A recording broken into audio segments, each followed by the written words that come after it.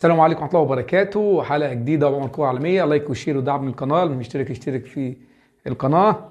عاد الأهلي أهلي السوبر من السفر وأغلقوا ملف السوبر تماما، والاستعداد مباراة أخرى، بطولة أخرى، بطولة هامة، وهي دوري أبطال أفريقيا. الاستعداد لمباراة الترجي يوم الجمعة اللي جاية.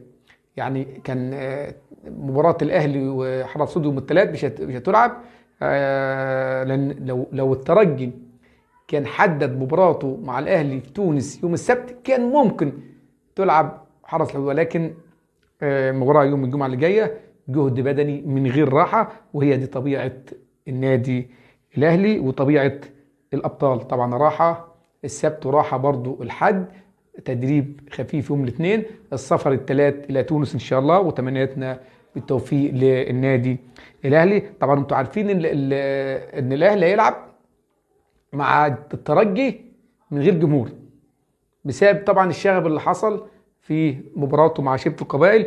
عقوبات الكاف للترجي 4 مباريات من غير جمهور، منها مباراتين مع التنفيذ، يعني مباراتين ينفذوا ومباراتين تانيين مع ايقاف التنفيذ لمده سنه. لو ما حصلش حاجه تاني مع الترجي ممكن العقوبه تخف، ولكن النهارده نادي الترجي بعت الكاف يستأنف لتخفيف العقوبه، يستأنف النهارده تخفيف العقوبه. طبعا خلال يومين او 3 بالكتير خالص قبل المباراه يتعرف كل حاجه، لكن اعتقد يعني ان المباراتين رسمي من غير جمهور. يعني الاهلي يلعب مع الترجي من غير جمهور رسمي. ممكن مثلا لو حصل استئناف وتخفيف عقوبه مباراتين من غير جمهور او 3 مباريات، وتخفيف العقوبه الماليه طبعا اللي هي قدرها $300,000 على نادي الترجي.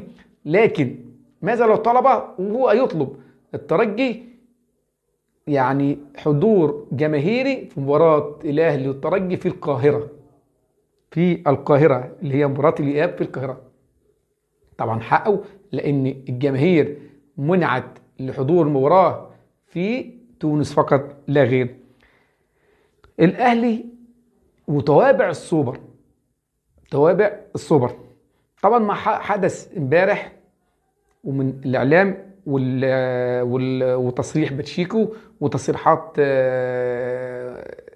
المذيعين او المعلقين اللي في قناه نادي الزمالك. طبعا باتشيكو قال ايه؟ تصريح غريب، قال الان عرفت لماذا انسحب مرتضى منصور. طبعا ادعاء كاذب. يعني انت لو بصيت لنفسك يا باتشيكو، انت عمرك ما فزت على الاهلي، لا مع الزمالك فزت ولا مع الاهلي فزت. انت صاحب الهزيمه من بطوله القرن في افريقيا، وكمان انت مهزوم من الاهلي مع بيراميدز في 3 مباريات متتاليه، 3-0 في الدوري، 2-1 في الكاس، 1-0 في السوبر. وبعدين هو ايه اللي حصل امبارح؟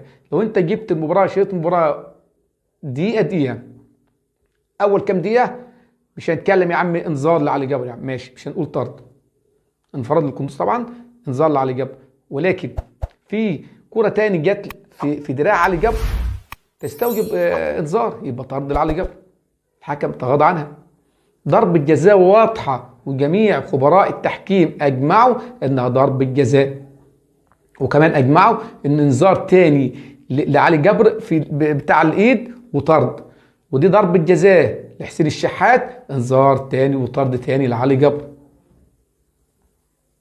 عندك الكرة اللي طلعها محمد الشناوي اللي حصل عليها لغط، وحصل يقول لك ايه، قال لك ان علي معلول ومحمد الشناوي للجنة الانضباط، علي معلول تتحول للجنة الانضباط، وده ما حصلش.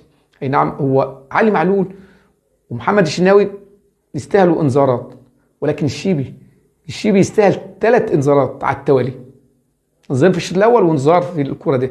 محمد الشناوي طلع الكوره، انت يا شيبي طلع الكوره، سيب الكوره. الاهلي حب يطلع، طبعا لعيب الاهلي طلع الكوره، الشيبي راح ياخدها تاني، حصل اللي حصل. طيب طرد لعلي جبر ما نفذ، طرد لبن يوسف لما ضرب عبد المنعم ما نفذ، طرد للشيبي. طيب كرة محمد الشيف اللي بيتكلم عليها بتوع الزمالك وقال لك ايه، انتهت، جمال عبد الحميد قال لك ان انتهت التمثيليه الهزليه. الزمالك اخذ السوبر الحقيقي. ايه هو السوبر الحقيقي بالنسبه لجمال عبد الحميد؟ انه سوبر المبادئ وسوبر القيم. لسوبر ان هو انسحب. فين؟ كل خبراء التحكيم برضو قالوا إن انذار عادي، لان محمد شريف مش شايف اللاعب، انذار عادي لا تستوجب الطرد. معانا طبعا ده كمان في حاجه تاني، الزمالك يشكو مدحت شلبي. مدحت شلبي معلق الاهلي وبيراميدز، يعني ملوش دعوه بالزمالك، عشان تصريح قاله مدحت شلبي، قال لك هو بعلق، قال لك ايه يعني من سنين كتيره ما علقتش على مباراه السوبر دي، يعني اجمل مباراه السوبر علق عليها في حياتي. طبعا بيقدموا ايه؟ قدموا شكوى ضد مدحت شلبي، وانت اصلا مش طرف اصلا. طب اورد كاس افريقيا اللي تحت 23 سنه اللي تقام في المغرب استعدادا لكاس افريقيا تحت 23 سنه والمؤهله لاولمبياد باريس. اولمبياد باريس يوم تبدا 24 يونيو حتى 8 يوليو. منتخب مصر مع مالي والجابون والنيجر. النهارده محمد صلاح يدخل التاريخ من اوسع ابوابه، تسجيله هدف مع ليفربول في برينتفورد. اصبح اول لاعب في تاريخ ليفربول يسجل في 9 مباريات متتاليه على ارض انفيلد. وصل هدفه الى 186 ليصبح خامس لاعب في تاريخ ليفربول، ويعادل رقم يعني 186 هدف يعادل رقم الاسطوره جيرارد، والهدف رقم 100 لمحمد صلاح في انفيلد، وهو تامن لاعب طبعا يحقق ذلك الانجاز، وسجل الهدف ال30 ليه هذا الموسم، يعني في رابع موسم له متتاليا يتخطى الهدف ال30. يعني لولا هالاند محمد صلاح كان برضه هينافس عليه على لقب الهدافين. اتمنى ان تكونوا سعدتم بهذه الحلقه، لايك وشير ودعم القناه، واللي مش مشترك يشترك، ودمتم في رعايه الله، والسلام عليكم ورحمه الله وبركاته.